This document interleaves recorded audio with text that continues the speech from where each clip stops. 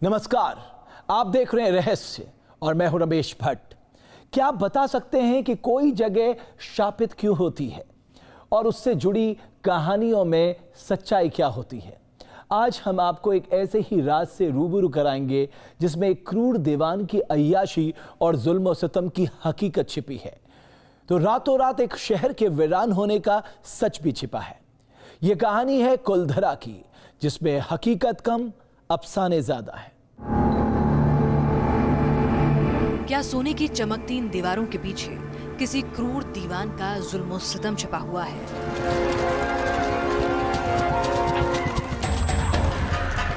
दीवान की हवस छिपी है और दौलत की भूख छिपी है। क्या मोर के आकार के इस छत ने कभी एक दीवान की क्रूरता देखी है? दीवान को अपनी प्रजा पर जुल्म ढाते देखा है, महिलाओं को मजबूर करते देखा है। क्या उसी दीवान की क्रूरता ने इस शहर की बलि ले ली, इस शहर को वीरान कर डाला, बेअबां कर डाला, रातों रात शहर के बाशिंदों को पूरा शहर खाली करने पर मजबूर कर डाला? और क्या शहर के बाशिंदों की आह ने इस शहर को श्रापित कर डाला, भूतों का डेरा बना डाला? तो आखिर इस काले साई की सच्चाई क्या है? एक शहर के वीरान होने की हकीकत क्या है, या फिर एक शासक की क्रूरता की कहानी क्या है? जो कहानी मिलती है राजस्थान के जैसलमेर में, जहां आज भी जिंदा हैं जैसलमेर रियासत के दीवान सालिम सिंह की हवेली। देश भर में तमाम हवेलियों और किलों के किस्से और कहानी कही जाती है, लेकिन एक ऐसी हवेली जिसकी कहानी सुनकर आप कांप जाएंगे। एक ऐसी हवेली जिसकी परछाई से भी होकर गुजरना कोई महिला नहीं चाहती। उस हवेली का नाम है सालम सिंह की हवेली। आज हम आ पहुंचे हैं सालम सिंह की हवेली में ये जानने के लिए कि आखिरकार क्या वजह थी कि सालम सिंह को एक निर्दयी और क्रूर दीवान कहा जाता था, और क्या वजह थी कि सालम सिंह के नाम से महिलाएं कांपती थी और उसे एक नंबर का अय्याश कहते थे। थार में फैली कहानियां कहती हैं कि इस हवेली से निकली क्रूरता की आंच में कभी एक पूरा का पूरा शहर खाक हो गया। राजस्थान के दिल में बसे कुलधरा गांव की पूरी आवाम त्राहिमाम त्राहिमाम कर उठी और रातों रात पूरा शहर खाली हो गया, वीरान हो गया, एक शाप के साथ कि ये गांव दोबारा कभी आबाद न होगा, यहाँ सदियों तक भूतों का डेरा रहेगा। कहते हैं कि वो शाप जैसलमेर रियासत के दीवान सालिम सिंह को दिया गया था, जिसकी हवेली आज भी सोने की तरह दमकती है और जिस हवेली का मोती महल खुद में एक नायाब कारीगरी है, तो साथ में एक दीवान के दिखावे और दौलत लुटाने का नायाब नमूना भी है। सालम सिंह की हवेली में मैं मौजूद हूँ। यहाँ का आर्किटेक्चर उस समय का 400 साल पहले का ऐसा था कि जो आज के समय में बनाना कहीं ना कहीं नामुमकिन सा है। जिस जगह मैं मौजूद हूँ ये सालम सिंह का आरामगाह माना जाता था। सबसे पहले एक नज़र में हम आपको इसका आर्किटेक्चर दिखाते हैं। 400 साल पुरानी जो हवेली है, जिसे मोती महल भी कहते हैं, देखिए आप इसके आर्किटेक्चर हूबहू आज भी वैसा ही रखा है। ये जो बिल्डिंग बनी है पूरी बिना पानी और बिना सीमेंट की है। पूरी बिल्डिंग को बिना तोड़े खोल सकते हैं और वापस बना सकते हैं, ये सबसे बड़ी चीज़ है। और जैसलमेर के अंदर जो है आई थिंक सबसे बढ़िया आर्किटेक्चर का काम है। देखिए ये जो नीचे में अभी अपन फर्श नया देख रहे हैं, यहाँ पे पहले पूरा मिरर्स लगा हुआ था, दीवारों में मिरर्स था और अपर में मिरर्स था। ये मिरर्स जो है बेल्जियम से कलेक्ट किए थे, ठीक है। ये फिर जो छोटे छोटे छिद्र देख रहे हैं यहाँ पे होते थे मोती, तो इसका नाम पड़ा है मोती महल, ठीक। और यहाँ पे ये जो फवारा है, एक छोटा सा टैंक था ऊपर की साइड में। पहले एक आदमी बाहर में खड़ा होकर और उसका काम था पंपिंग करना। तो पंपिंग करने से पानी जो है सेंटर से ऊपर आकर और दो साइड से वापस जाता टैंक में। तो कहने का मतलब ये है कि एयर कंडीशनर रूम और डिस्को रूम हुआ करते, वो भी डेजर्ट के अंदर। इतिहास कहता है कि सालिम सिंह का परिवार खुद भी जुल्म और सितम का शिकार हुआ था। सालिम सिंह के पिता स्वरूप सिंह भी जैसलमेर की रियासत के दीवान हुआ करते थे, जो सियासत और साजिश के शिकार हो गए। उसे देखकर 11 साल का सालिम सिंह कांप उठा था। एक पिता को 11 साल के बेटे के ही सामने काट डाल दिया गया था। कहते हैं सालम सिंह की क्रूरता की कहानी उनके बचपन से होकर गुजरती है, क्योंकि जब वो 11 साल के थे तब उनके पिता दीवान स्वरूप सिंह की गर्दन काटकर महल में हत्या कर दी गई, और उसके बाद ही सालम सिंह ये ठान बैठे कि अब सोनार किला पर राज करना है। बगावत की आंच में सालम सिंह को ऐसा जलाया कि उनका चेहरा दिन पर दिन निर्दयी और क्रूरता से भर बैठा, और यही वजह थी कि धीरे धीरे सालम सिंह के नाम से प्रजा कांपने लगी। जैसलमेर की रियासत में जब दीवान का बेटा दीवान बना तो उसकी बदले की आग जाग उठी। कहते हैं कि जैसे जैसे उसकी उम्र बढ़ती गई, सोनार किले पर राज करने की उसकी हसरत भी बलवान होती गई और इसी हसरत में उसने अपने महल की ऊंचाई सोनार किले से ज्यादा ऊपर करने की ठान ली। लेकिन जैसलमेर के राजा को एक दीवान की गुस्ताखी नागवार गुजरी और उसने इस हवेली की 2 मंजिलें ढहा दी। हालांकि इस घटना का इतिहास में कोई जिक्र नहीं मिला, लेकिन हवेली में सालिम सिंह की इकलौती तस्वीर मिलती है जिसके साथ कहानियों का अंतहीन सिलसिला जुड़ा हुआ है। जिस सालम सिंह के किस्से और कहानियों को सिर्फ मुंह ज़बानी आपने सुना है, उस सालम सिंह को कभी किसी ने देखा नहीं। लेकिन सालम सिंह के कमरे में हम मौजूद हैं, उसमें हम आपको दिखाएंगे कि आखिरकार सालम सिंह दिखता कैसे था। ये सिर्फ एक फ़ोटो सालम सिंह की महज ये मौजूद है, ये आप देखिए, क्योंकि जिस समय सालम सिंह ने अपनी हवेली बनाई उस समय ये फ़ोटो यहाँ पर चस्बा की गई और तब से आज तक की ये फ़ोटो यहाँ पर है। यहाँ पे जो टाइल्स लगी हुई हैं जितने भी पुराने, वो ईरानी मार्बल है। आप ये देखिए, ये जो पूरा का पूरा जो मार्बल है, इसको कहते हैं कि ईरान से लाकर इस मार्बल को सजाया गया था। भव्य सजावट उसकी थी, इस महल की खूबसूरती इस कदर थी कि जो भी इस महल के अंदर आए वो मंत्रमुग्ध हो जाता था। लेकिन यहाँ पर जो किदवंतियाँ जुड़ी हुई हैं कि महिलाओं की चीख पुकार मौजूद है, लेकिन प्रमाण नहीं मिलता। लेकिन सजावट ऐसी कि आप देखिए किस कदर यहाँ पर चीज़ें रखी हैं। इसमें से कुछ रेप्लिका भी हैं, लेकिन ज़्यादातर सामान वो सब असली है, जो कि सालम सिंह की हवेली में ऐशो आराम के साथ साथ जो अभूतपूर्व खूबसूरती थी उसकी शोभा बढ़ाती थी। सालम सिंह को बहुत इत्र का भी शौक़ था। ये कहते हैं सालम सिंह की ये इत्र का एक पूरा का पूरा भंडार है। ऐसे तमाम इत्र और खुशबू की जो चीज़ें हैं वो यहाँ पर रखी हैं। और सबसे बड़ी बात ये है कि सालम सिंह की जो एंटिंग चीज़ें, चाहे वो छड़ियाँ हों, चाहे इस तरीके की नायाब अष्ट धातु की मूर्तियाँ हों, कुछ रेप्लिका जो इसमें मौजूद हैं और ऐसी ऐसी चीज़ें जो शायद कभी ना मिलती हों, ये सालम सिंह की हवेली की शोभा बढ़ाती थी। और यही वजह थी कि सालम सिंह की हवेली में एक बार जो आ जाए वो वापस जाता नहीं था। दावा किया जाता है कि सालम सिंह की ये हसरत थी कि वो सोनार किले पर राज करे। दीवान सालिम सिंह ने इसीलिए सोनार किले के सामने अपना आशियाना बनाया। इसके बारे में कहा जाता है कि सालम सिंह जिस हवेली पे मैं मौजूद हूँ, ये 2 मंजिल और ऊपर उन्होंने बनाया था ताकि सोनार किले पर जा सके। इस हसरत ने सालम सिंह को धीरे धीरे क्रूर बना दिया और तमाम ये कहानियाँ उनके साथ जुड़ गईं कि इस क्रूरता ने सालम सिंह का एक ऐसा चेहरा बनाया कि महिलाएं उनसे घबराने लगीं। निर्दयता का एक ऐसे परिचायक सालम सिंह बने जो कहीं ना कहीं पालीवाल ब्राह्मणों तक को उन्होंने उजाड़ दिया। बहरहाल इन कहानियों में सच्चाई और प्रामाणिकता अभी तक के कहीं भी नहीं मिली।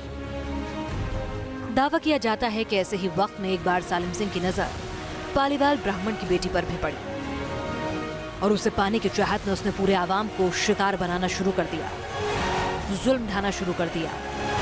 और ये जुल्म इतना बढ़ा कि एक दिन कुलधरा वीरान हो गया। एक राजा और राजशाही को उसकी प्रजा ने ही त्याग दिया। रातों रात ये गांव वीरान हो गया। एक ऐसी कहानी जिसने कहानियों में कुलधरा को शापित शहर में तब्दील कर दिया। और इतिहास के आईने में जिस शहर की सच्चाई कुछ और ही मिलती है, एक गांव के बसने और उजड़ने की वजह कुछ अलग ही मिलती है। ये एक ऐसी कहानी है जिसकी हकीकत जानकर आपको हंसी भी आएगी और तकलीफ भी होगी, क्योंकि हमारी तफ्तीश जब आगे बढ़ी तो कहानियों की पोल खुलनी शुरू हो गई, जिसमें सबसे पहले थी सालिम सिंह और पालीवाल ब्राह्मण की बेटी की कहानी, जो कुलधरा के शाप का आधार कहा जाता है। इस कुलधरा में खंडर में तब्दील हो चुके 410 घर मिलते हैं।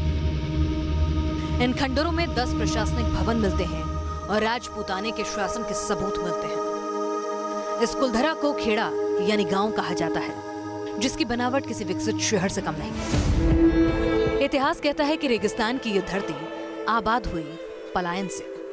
आबादी बसने के बाद 550 सालों तक जो इलाका तरक्की और शोहरत देखता रहा, साल 1800 के बाद उस बस्ती के लोग एक रात अचानक ही लापता हो गए। बस्ती की दौलत लापता हो गई, बस्ती की रौनक गायब हो गई और बस्ती के बाशिंदे जाते जाते शाप दे गए कि ये इलाका फिर कभी नहीं बसेगा। कहा जाता है कि इस गांव को ऐसा श्राप लगा कि रातों रात लोग गायब हो गए।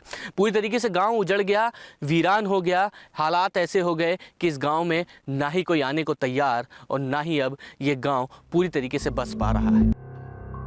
तवारीख जैसलमेर लिखने वाले लेखक लक्ष्मी चंद का दावा है कि कुलधरा गांव को एक पालीवाल ब्राह्मण काधन ने बसाया था और बंजर जमीन को अपना आशियाना बनाने के बाद खुद एक तालाब खुदवाया था।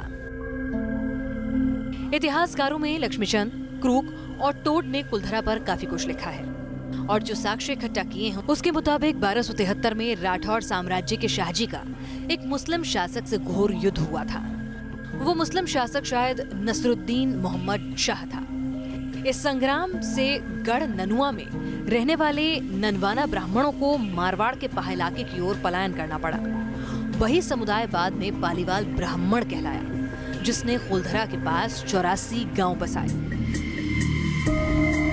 एक समुदाय जिसने रेत की बंजर जमीन को भी उपजाऊ बना दिया, कुएं और तालाब से जैसलमेर में खेती शुरू की, लोन देने से लेकर अफीम तक का कारोबार फैलाया। राजपूताना का ये गांव अफगानिस्तान तक व्यापार करने का सिल्क रूट बन गया। पालीवाल लोग पाली से माइग्रेट होकर यहाँ जैसलमेर आए। ये गौड़ ब्राह्मण थे। चूँकि पाली से माइग्रेट होकर आए थे, इसलिए कौन से ब्राह्मण है तो पाली वाले ब्राह्मण हैं। तो इस पाली वाले शब्द में ब्राह्मण भी आ गए, विश्वकर्मा बंधु थे वो भी आ गए। ये यहाँ पर जैसलमेर बहुत पहले सिल्क रूट था। यहाँ से आने जाने का सारा रास्ता अफगानिस्तान, दोआब, कंधार सब इधर से होता था।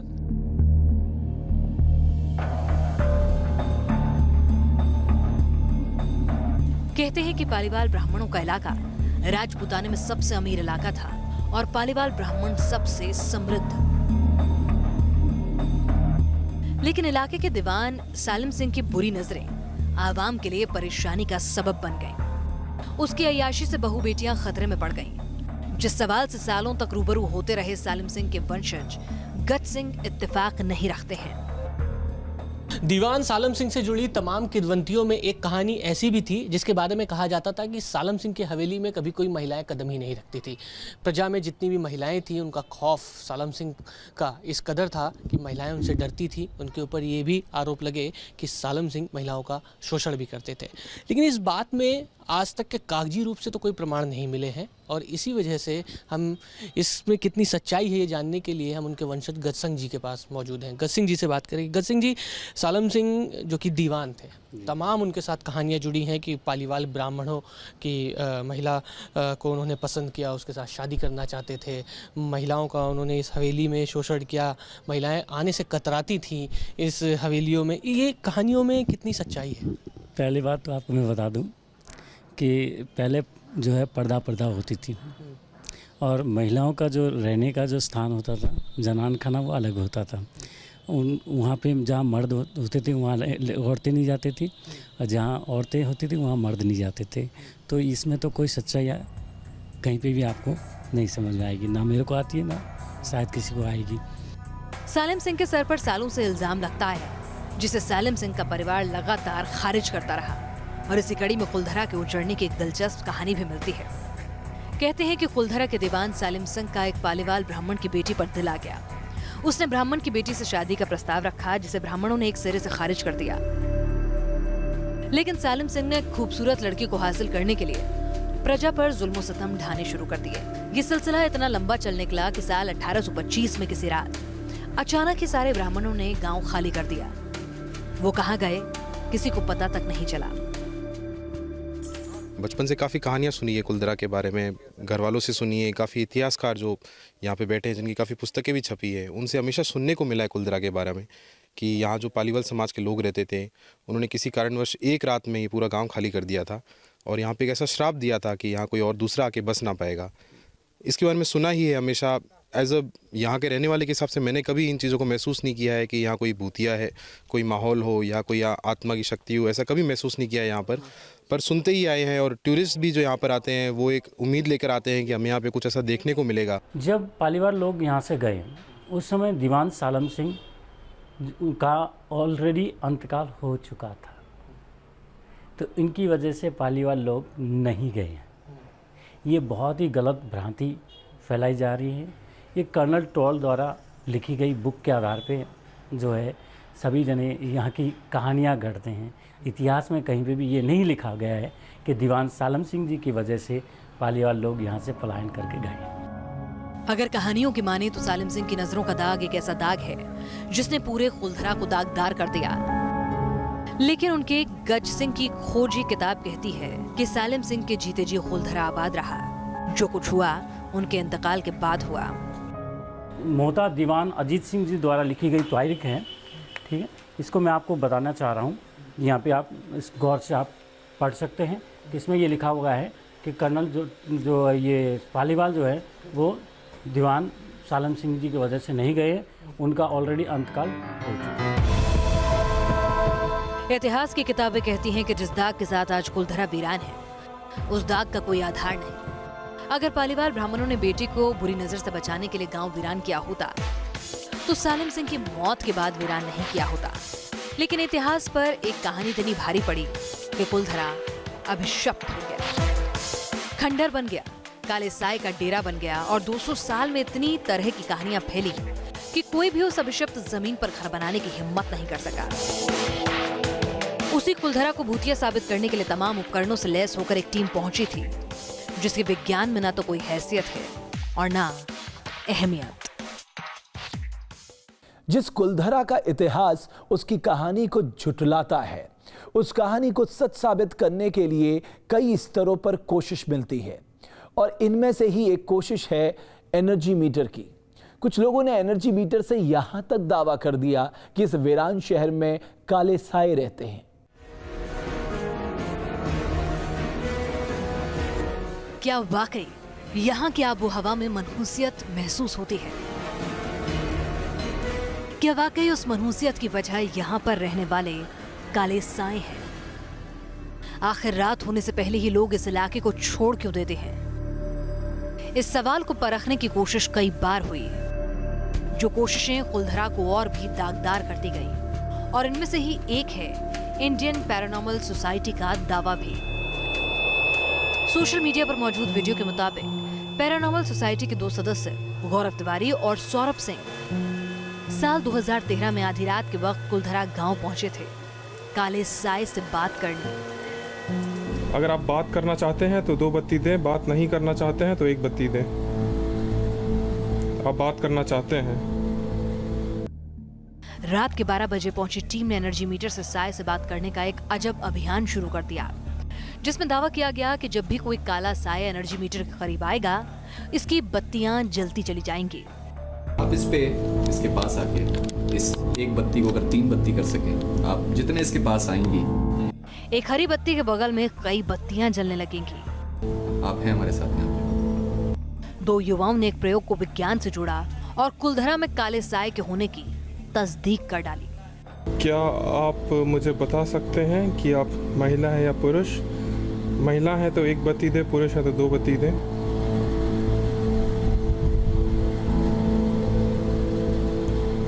आप पुरुष हैं, तो 2 बत्ती दें। ठीक है। कुलधरा में कई बार हम लोग जा चुके हैं। वहाँ पे एक ऐसी एनर्जीज है जहाँ पे हम लोग कई बार इन्वेस्टिगेशन के दौरान हम लोगों ने पाया कि जैसे हम लोग इन्वेस्टिगेशन करते थे तो हम अपने इक्विपमेंट्स वगैरह जो भी है हम लोग चेक करके जाते थे, बैटरीज वगैरह फुल होता था, लेकिन वहाँ जाते ही एनर्जीज बिल्कुल बैटरी डाउन हो जाती थी। रिकॉर्डिंग करते थे, रिकॉर्डिंग चेक करते थे, रिकॉर्डिंग सही रहता था, लेकिन वापस आने के बाद रिकॉर्डिंग गायब हो जाता था। तो कुछ ना कुछ इस तरह की सुपर नेचुरल पावर्स है वहाँ पे, जो इस तरह की दिक्कतें महसूस होती है हम लोगों के साथ। करीब आधे घंटे के इस वीडियो को देखकर एहसास होता है कि उस रात बारिश हुई होगी, बाहर बिजली कड़क रही होगी, जिसकी चमक कभी कभार घर में दिखी, और इसी माहौल में काले साए से बात करने का ये नाटक जारी रहा। इस खोज का नतीजा चाहे जो भी रहा हो, लेकिन विज्ञान की दुनिया में काले साए से बात करने और उसे वैज्ञानिक ठहराने की कोशिश को हास्यास्पद माना जाता है। विज्ञान की किसी किताब में ये दावा नहीं मिलता कि किसी उपकरण से काले साए से आप बात कर सकते हैं। विज्ञान के किसी जर्नल में ये दावा नहीं मिलता कि भूत से बात करने वाला कोई एनर्जी मीटर नाम का उपकरण भी इजाद हो चुका है। ये दावा भी कहीं नहीं मिलता कि कोई काला साया किसी मशीन की बत्तियां जला बुझा सकता है। तो आखिर सालिम सिंह को जालिम किसने बना डाला, वहशी किसने करार दे डाला, या फिर अय्याशी को एक शहर उजड़ने का आधार आखिर किसने बना डाला? ऐसा नहीं था, ऐसा कुछ भी नहीं था। उनकी ऑलरेडी 7 बीवियाँ थी। तो एक इंसान के अंदर देखिए हवस जो है, वो अगर हम आपकी बात पर एतबार करें तो उसकी कोई सीमा नहीं होती, लेकिन ऐसे नहीं हो सकते, ये मेरा मानना है। तो क्या कुलधरा के शापित होने की कहानी फैलाई गई है? क्या सिटी ऑफ गोल्ड कहे जाने वाले जैसलमेर को जानबूझकर शापित किया गया है? क्या कुलधरा को यूं ही दागदार कर दिया गया है? आखिर इसके पीछे मास्टरमाइंड कौन है? क्योंकि जिस कुलधरा को नो मैन्स लैंड कहा जाता है, उस इलाके के अधिकतर गांव एक बार फिर आबाद हो चुके हैं। बहुत से गांव है, डिड्डा है, खाबिया है, जाजिया है, ये सब बस गया गांव। अब चूंकि इस साइड में ये जो ग्रीन फील्ड जो खड़ीन व्यवस्था डेवलप की गई थी, वो काश्तकार यहाँ कोई नहीं थे। और दूसरा जो पहले दो जातियाँ रहती थी वो सुदूर बॉर्डर के पास में रेगिस्तान में गांव में रहती थी। अब रोजगार की दृष्टि से जो जातियाँ शहर में आई उनको जगह नहीं मिली तो वो अपने अपने पास वाले गांव में रहने लग गए। रिसर्च कहती है कि कुलधरा काकनी नदी के किनारे है, जो यहाँ पर दो हिस्सों में बढ़ती है। मास्तुर्दी नदी यहाँ से पश्चिम की ओर चली जाती है। यहाँ की दो बावली अभी तक जिंदा है, लेकिन साल 1800 के आसपास यहाँ वाटर लेवल काफी नीचे चला गया। ज्वार, गेहूं, चने की खेती बिल्कुल खत्म हो गई, लेकिन कर जस के तस बरकरार रहे। पानी की कमी और कर के कहर से लोग कुलधरा छोड़ने को मजबूर हो गए। यानी कुलधरा को बाकी सभ्यताओं की तरह कुदरत ने ही उजाड़ डाला। पानी की कमी से लोगों का पलायन शुरू हुआ। कुलधरा वीरान होने लगी और उसी वीराने में कई कहानियां तैरने लगी। लेकिन कोई नहीं जानता कि कुलधरा में काले साए की कहानी क्यों फैली होगी। कोई ये भी नहीं जानता कि कुलधरा को दागदार करने वाली एनर्जी मीटर आखिर खोज किसकी है। लेकिन एक हकीकत जरूर है कि कुलधरा में कोई दाग नहीं, उसे लोगों की नीयत ने दागदार बना डाला, अपवित्र बना डाला, मनहूस बना डाला। तो ये है सोने की तरह चमकते किले और बदरंग हो चुकी कुलधरा की कहानी, जिसके इतिहास पर अफवाहें हावी हैं।